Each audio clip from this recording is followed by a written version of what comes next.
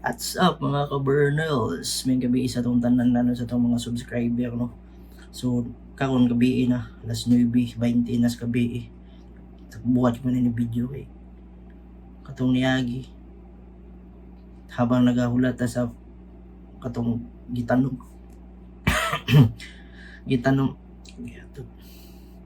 gitanom na to na liso itong naing Domingo. So, napatay 14 days na hulaton to. Gusto na ko makatuon pa. O, karon na ako'y mga tips asa ta makatuon ug asa ta kuog mga knowledge na impart na to sa sarili, no. Siyempre akong channel Don Cardo Agritronics, Agriculture plus Electronics, no. So sa sunod na mga episode magbuhat ko mga automation, mga ampay yun sa mga kinabuhi ba, o plus na tong sa agriculture na siyempre ibaw ano yung sunod sa video lang, ano. So karon gusto na ko mag-impart og knowledge sa inyo, nagapunin sa inyo ang dawaton nyo ninyo mga tips. Pero kani siya, while nag-study ka ni, naka-certificate na dawat, which is sa TESDA. Muna nga to ang tunan karon kung saon. Tara, let's go na dayon. Sa man yun yung iPhone camera. Oh, super na po. Okay.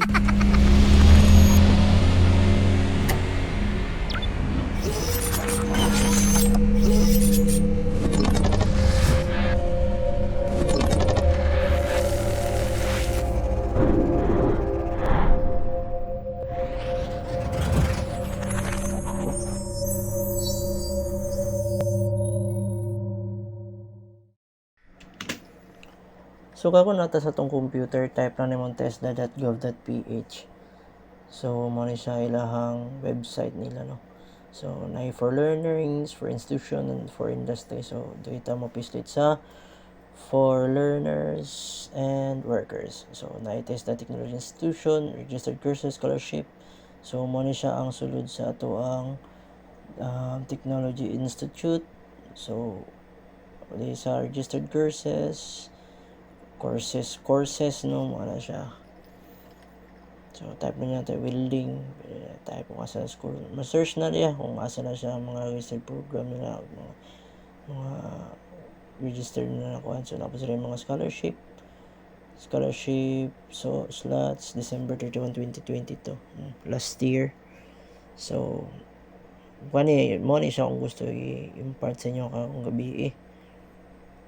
So mo ni siya TOP, TESDA online program. So web-based platform na siya na nag-offer og courses. So nagahatag ni sila ng mga certificate, no. So buhat na kag account ana. So butan mo I am not a robot. So man siya butan mo diya. So pag man mo butang og account, so ako nakabuhat naman ko, i-login lang ako niya kuha. So Don Cardo password na secret na lang na. So mo na siya ko ang dashboard, no. So mo na siya ko ang so user profile na Abraham sila para ko nabot nga profile na. So man ang course na akong gipang take upat ka uok. So man aquaponic food production, so electrical man ko. So man siya akong gikuan kani siya in situ na siya, makadungag na si mga ugwan. So nakadawat ng certificate kay nakahuman kog duha ka course na. So pandungag ni siya sa imong credentials pohon, no. Gusto ka manarbaho, gusto ba na nimo ikuan iponon, knowledge lang ba, at least imong knowledge masuklian pag kuan. So mo na siya, no. Mo na siya na take itong last time. So karon TESDA at sa kuan. So ito ka, nakita na ninyo duha na kabukong certificate, no. So kung unsa yung gusto niyo daghan kay mga course dahil 20% yung skills, agriculture, automotive and transport, construction, electrical, electronics, daghan pa tourism, Tibet, daghan kay na pamili lang kung unsa inyong ampay. So karon agriculture kung gusto pilion, so mana siya agriculture entrepreneurship in situ. So taga na siya og mga branch food ng mga topic pat na ay lima rin kabuko. So mana siya, no. So dili sa ko mo enroll, pero enrollon gyapon ko na puhon. So kani day sa wala ni siya bayad, bisig mo unahan may bayad, wa gyud ni siya bayad mga ka-Bernals. So mo na siya introduction to aquatic food production. So mo na siya. This module is fundamental course of aquatic food. So enroll me. So enroll ako sa Hilino. So mo na siya, yung dashboard niya. So nga siya video, play na tong video no yun.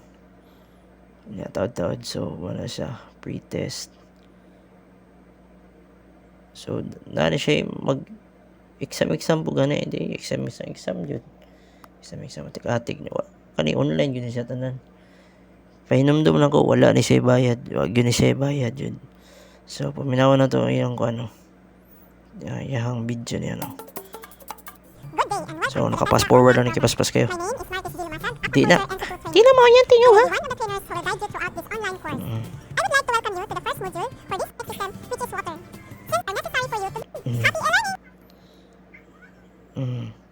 So yung undo. Happy learning. So mo na. Happy learning daw. So ma-happy ka ta sa learning ano ginamit exam ni. Pero don't worry. So testing na to na yung pre-test niya taod-taod. So mo na siya pre-test. So na siya mga jump to kung pero kan isa di ka maka-exam niyan to di ano lari tanan dapat agian yun ano mo tanan. So team quiz now ibislate na ko no. So medyo naglag man kaya paabot pa sa kadali ni. Pas forward gyud ako ning mayo ni. So mo na siya. So mo lang ko no ma-question no. Answer na una ko. So mo na siya diha. So 6/10 lang ang kuha day. So mo to siya kung gusto mo magkuhan maka-learn na ning aquaponics. So daghan pa kay course. So kanisa akong gikuhan aquaponics kay mo man akong gi sudlan yun na kalingawan. So mo lang to. Bye-bye.